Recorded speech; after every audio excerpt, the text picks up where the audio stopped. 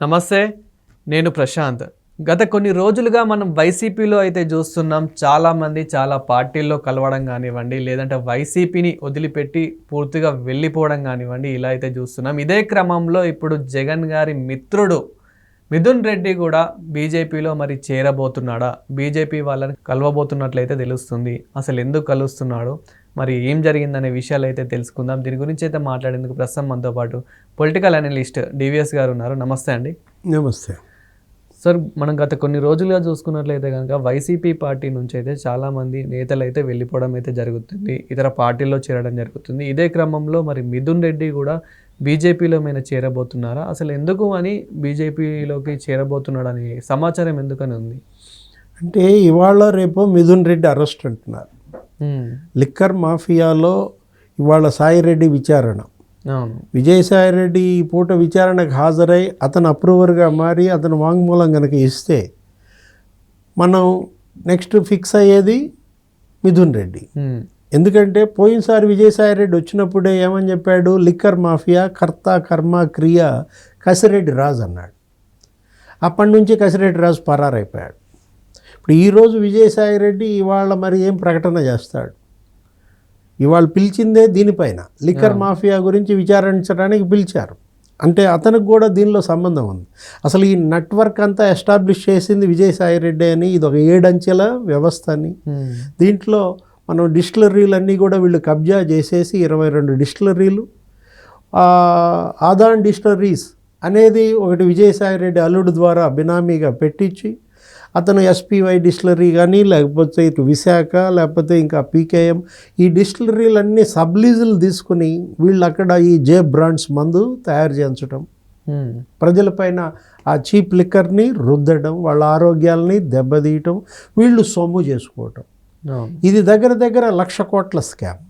అంటే Delhi liquor scam కన్నా ఇది 1000 రెట్లు పెద్దదనమాట. అంటే మనం గతంలో ఇప్పుడు రీసెంట్గా చూసుకున్నట్లయితే కనుక తెలంగాణలో కవిత గారు ఇదే లిక్కర్ స్కామ్లో అరెస్ట్ కావడం జరిగింది. ఇది అంతకు మించి అంతకు పెద్ద స్కామ్ అని చెప్పేసి అయితే బయటపడుతూ ఉంది. కవిత గారు చేసింది 10% అయితే వీళ్ళు చేసింది ఎంతో 100%, అంటే దానికి 10ంతల రేట్లు ఎక్కువ చేశారని చెప్పేసి అయితే బయటపడుతూ ఉంది. అంటే ఇది ఎలా తీసుకోవచ్చు? అంటే అది కేవలం 100 కోట్ల స్కామే. 100 కోట్ల స్కామ్కే 17 మంది జైలుకి వెళ్ళారు, తీహార్ జైలుకి. 2 ముఖ్యమంత్రులు మరి వాళ్ళ పీఠాలు కదిలిపోయినాయి. ఢిల్లీ ముఖ్యమంత్రి ఓడిపోవటమే కాదు, ఆయన జైలుకి వెళ్ళాడు, అరవింద్ కేజ్రీవాల్ అక్కడ డిప్యూటీ సీఎం. ఆ తర్వాత ఇక్కడ తెలంగాణ ముఖ్యమంత్రి ఆయన కూతురు జైలుకి వెళ్ళింది, వాళ్ళు ఓడిపోయారు.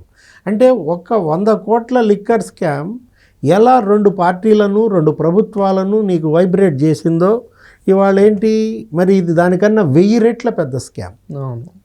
1,00,000 కోట్ల స్కామ్ అన్నమాట. దీనిలో అసలు కొల్లగొట్టిన డబ్బే 37,000 కోట్లు. ఏమైంది ఆ 37,000 కోట్లు? మనం అనుకున్నది అదే, ఈ 7 అంచెల నెట్వర్క్ని ఇవాళ ఎస్టాబ్లిష్ చేసిన సాయిరెడ్డి మొత్తం దాని వివరాలు ఇవాళ ఇస్తాడా? డిస్టిలరీల ప్రతినిధుల దగ్గర నుంచి ఎలా మనీ వసూలు చేసింది, మనీ హ్యాండ్లర్స్ ఎవరు, ఆ మనీ కొరియర్స్ ఎవరు, కోఆర్డినేట్ చేసింది ఎవరు, ఈ మొత్తం నెట్వర్క్కి సీఈఓగా పనిచేసింది ఎవరు? ఇప్పుడు రాజ్ కసిరెడ్డి గత 10 రోజులుగా పరారీలో ఉన్నాడు. వాళ్ళ నాన్నను కూడా రేపొద్దున రమ్మన్నారు, ఉపేందర్ రెడ్డి. ఏంటి అతనికి కూడా పంపించారు. ఇప్పుడు మరి మిథున్ రెడ్డిని రమ్మన్నారు. వెంటనే మిథున్ రెడ్డి ఏం చేశాడు, హైకోర్టులో పిటిషన్ వేశాడు. రేపు రమ్మని పిలిపిస్తే వీడియో తీయించండి నా విచారణ మొత్తం అనో ఏదో వేశాడు. అంతకు ముందే అతను ముందస్తు బెయిల్కి వెళ్తే తిరస్కరించాడు, సుప్రీంకోర్టుకు వెళ్ళాడు. సుప్రీంకోర్టుకు వెళ్ళినా మీరు విచారణకు సహకరించండి, విచారణకు కనుక సహకరించకపోతే దర్యాప్తు సంస్థ అరెస్ట్ చేసే అవకాశాలు మేము ఆపలేమన్నారు. ఇలాంటి పరిస్థితుల్లో మిథున్ రెడ్డి ఇక మోడీ శరణు కోరుతున్నారా? అమిత్ షా మోడీయే ఇవాళ అతను బయట వేయాలని, అతను బీజేపీలోకి వెళ్ళాలని చూస్తున్నారా? ఎందుకంటే ఈ వార్తలు ఇవాళ కాదు, ఓడిపోయిన దగ్గర నుంచి ఈ వార్తలు వినపడుతున్నాయి. పెద్దిరెడ్డి రామచంద్రారెడ్డి, మిథున్ రెడ్డి బీజేపీలోకి వెళ్ళిపోతున్నారు, మాట్లాడుకున్నారన్న వార్తలు. వాటిని వాళ్ళు బీజేపీ పెద్దలు ఖండించలేదు, ఇటు వీళ్ళు ఖండించలేదు. కానీ కంటిన్యూ అవుతున్నారు వైఎస్ఆర్ కాంగ్రెస్ పార్టీలో, వైసీపీ నాయకులుగానే చలామణి అవుతున్నారు. నిజంగానే చేరబోతే బీజేపీ పార్టీ చేర్చుకునేందుకు అంగీకరిస్తున్నారు. అదే కదా ఇవాళ ఒకవైపు ఏమో కేసీఆర్ని లేకపోతే కవితని వాళ్ళందరినీ భ్రష్టాచారం అని తిట్టారు, అవినీతి పార్టీలు అన్నారు, అవినీతి పాలనకు వ్యతిరేకం అన్నారు. ఇప్పుడు కేజ్రీవాల్ పైన అదే యుద్ధం. ఏది మొన్న మోడీ ప్రచారంలో ఢిల్లీ ఎన్నికలలో కూడా ఇవాళ అవినీతి వ్యతిరేక ఉద్యమం, అవినీతి వ్యతిరేక పార్టీగా ఇవాళ బీజేపీ అలాంటి అవినీతి పరులను మరి ఎలా చేర్చుకుంటుంది? ఇప్పుడు మీరు కవితని జైలుకు పంపింది దీని మీదే కదా. అంటే అక్కడ ముఖ్యమంత్రి కూతురు కవితని జైలుకు పంపించి ఇక్కడ మరి మిథున్ రెడ్డి వాళ్ళని కనుక చేర్చుకుంటే ఏ సంకేతాలు బీజేపీ పంపిస్తుంది? బీజేపీ సుతరాము చేర్చుకోకపోవచ్చు. ఏది అతను 3 సార్లు ఎంపీగా చేసి ఉండొచ్చు. మిథున్ రెడ్డి వాళ్ళేంటి వేల కోట్ల సంపద ఉంటే ఉండొచ్చు. ఇదంతా ఇవాళ ప్రజలు చూస్తున్నారు, గమనిస్తున్నారు. ఏది ఇలాంటి తప్పుడు అడుగులు కనుక పడినట్లయితే అది బీజేపీ ఇక అది స్వయంకృత అపరాధం అవుతుంది. బీజేపీ తలుపులు ఎటు వీళ్ళకి తెరిచే ప్రసక్తే లేదు నాకు తెలిసి. ఎందుకంటే కూటమి ప్రభుత్వం ఇక్కడ ఆంధ్రప్రదేశ్లోనూ ఎన్డీఏ ఉంది, అక్కడ ఢిల్లీ కేంద్రంలోనూ ఎన్డీఏ ఉన్న దీంట్లో అటు తెలుగుదేశం, బీజేపీ, జనసేన ఆ పొత్తు ఇవాళ మరి చూసాం. ఏది మరో 10 ఏళ్ళు ఇదే ప్రభుత్వం ఉంటుందని, మరో 15 ఏళ్ళు ఈ ఎన్డీఏ ఉంటుందని వాళ్ళు ప్రకటనలు చేస్తున్న నేపథ్యంలో ఆ పొత్తుని బ్రేక్ చేసుకుంటారా? అంటే తెలుగుదేశం, జనసేన కన్సెంట్ లేకుండా పెద్దిరెడ్డి మిథున్ రెడ్డిని బీజేపీలో చేర్చుకుంటారా? మిథున్ రెడ్డే కాదు, విజయసాయి రెడ్డి కూడా బీజేపీలో చేరుతున్నాడని వార్తలు వింటున్నాం. విజయసాయి రెడ్డి అప్రూవర్గా మారిందే దానికోసం అంటున్నారు. అంటే ఇది వేరు. అప్రూవర్గా మారి నిజాలు బయటపెట్టి ఇవాళ దోషుల్ని కఠినంగా శిక్షించేందుకు దోహదపడితే ఆ తర్వాత విజయసాయి రెడ్డిని చేర్చుకుంటే అది వేరే విషయం. ఇప్పుడు రేపొద్దున విజయసాయి రెడ్డి రాజీనామా, దరిమిల ఎన్నికకి నోటిఫికేషన్ వచ్చింది. ఇప్పుడు రాజ్యసభ ఎన్నిక రేపు 22వ తారీఖు నామినేషన్స్ బిగిన్ అవుతున్నాయి. 29 ఆ నామినేషన్స్కి లాస్ట్ డేట్. ఈ లోపే విజయసాయి రెడ్డి బీజేపీలో చేరి అతనే మళ్ళీ ఎంపీగా వేస్తాడనే ప్రచారం జరుగుతోంది. ఇవన్నీ చూడాలి. ఎందుకంటే 29వ తారీఖుకి మనకి క్లారిటీ వస్తుంది.